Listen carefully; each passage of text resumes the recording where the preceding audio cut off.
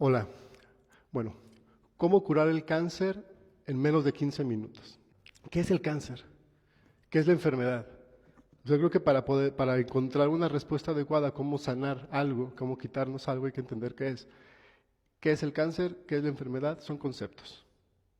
Son conceptos que son parte de una teoría más amplia, que es la teoría de la medicina. Son conceptos que explican de una manera muy particular, en el marco de esa teoría, algo que sucede en el cuerpo. Entonces es importantísimo que distingas algo, ¿no? Que diferencies entre el cuerpo y sus síntomas como una realidad empírica, palpable, y las teorías que explican el qué es el cuerpo y cómo sucede lo que sucede en el cuerpo. Cuando hacemos esta diferenciación, vamos a encontrar que hay distintas enfermedades, que hay distintas explicaciones a estos distintos conceptos de enfermedades, ¿no? Dependiendo de cómo lo conceptúes, va a ser la forma en que se trate. Entonces, la oncología, que es la teoría que sostiene el cáncer, y la medicina en general, cuando se crean como medicinas científicas, traen una historia particular que permea la forma en que definen las enfermedades. Si nos remitimos, por ejemplo, a la Edad Media, en la Edad Media la enfermedad era algo más moral y los castigos eran vistos, la enfermedad era vista como un castigo, vamos a decirlo de esa manera, y por lo tanto los tratamientos iban derivados a sacrificarnos con base en esos castigos, ¿no? A recibirlos, por ejemplo, ¿no? A orar para que no sucediera.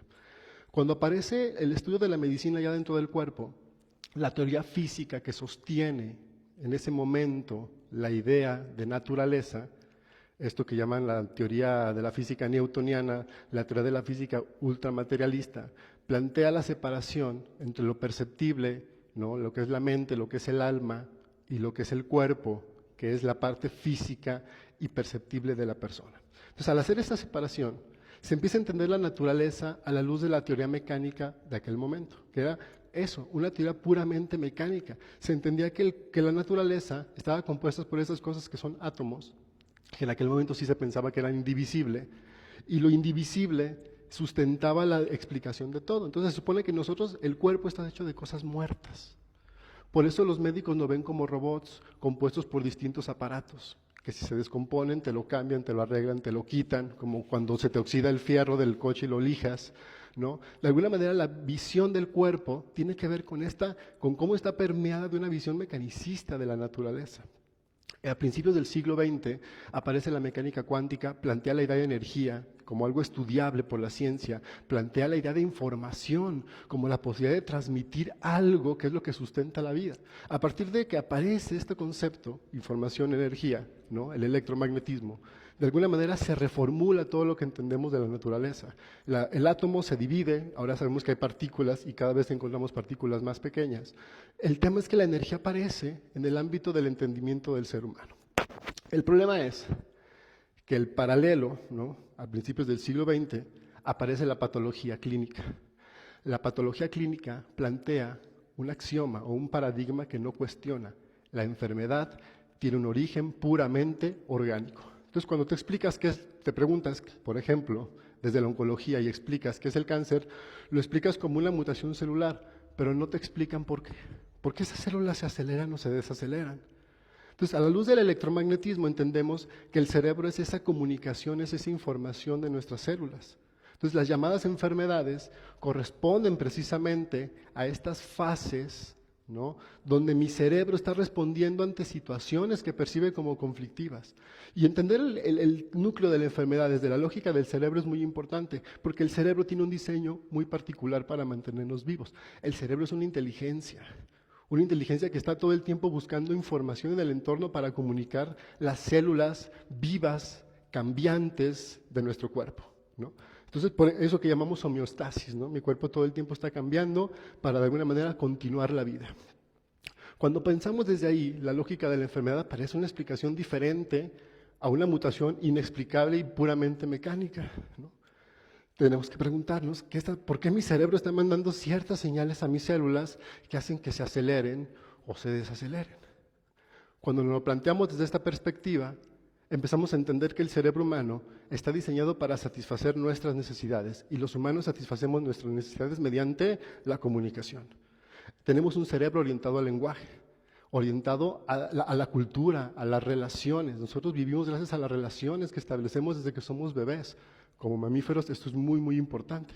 Entonces, el cerebro humano está diseñado para vivir en el ámbito del lenguaje, en el ámbito de lo simbólico.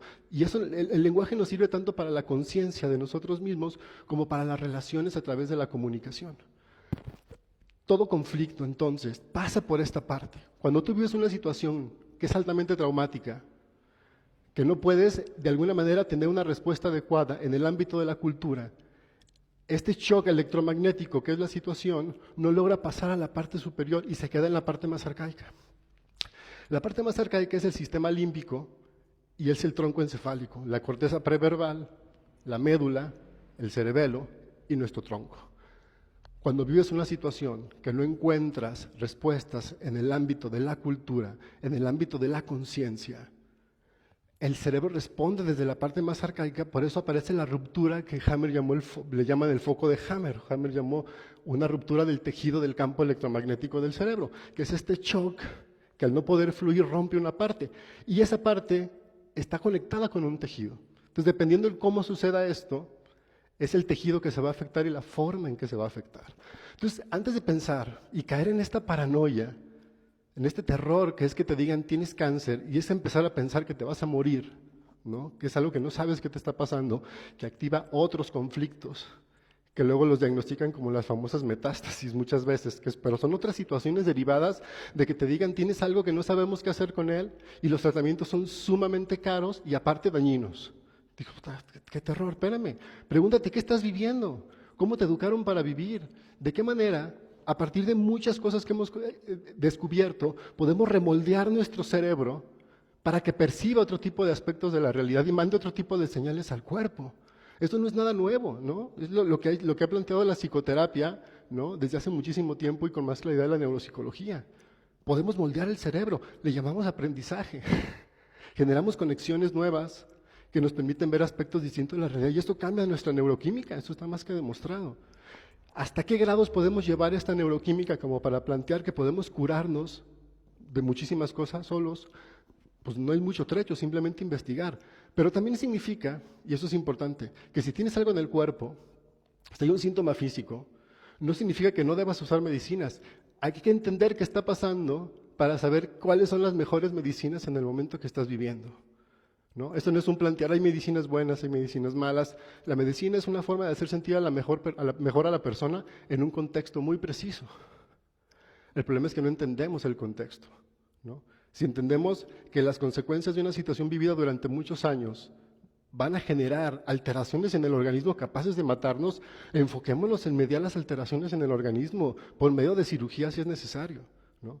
Pero sabemos que en una gran cantidad de casos se hacen cirugías que no son necesarias y que desencadenan otro tipo de problemas, ¿no? Bueno, ese sería el planteamiento. ¿Cómo curarte del cáncer? Cuestiona. Pregúntate, ¿qué es el cáncer? ¿Realmente existe eso? ¿O aquello que me está sucediendo en el cuerpo puede tener otro origen que se puede explicar diferente, de una manera que yo sí pueda interactuar con lo que está sucediendo, ¿no? Esa es la invitación de Sanem. Aprende de tu cuerpo, aprende de tu ser, aprende cómo funcionamos y eso te va a cambiar absolutamente tu visión del mundo. Gracias Alfredo, a quien le debemos esta hermosa foto, ¿no? que nos puso de fondo, en un sentido de entender que hay diferentes formas de comprender la realidad, ¿no? Y hay maestros que nos lo enseñan todo el tiempo. Un placer, aquí tienen su casa, nos vemos pronto.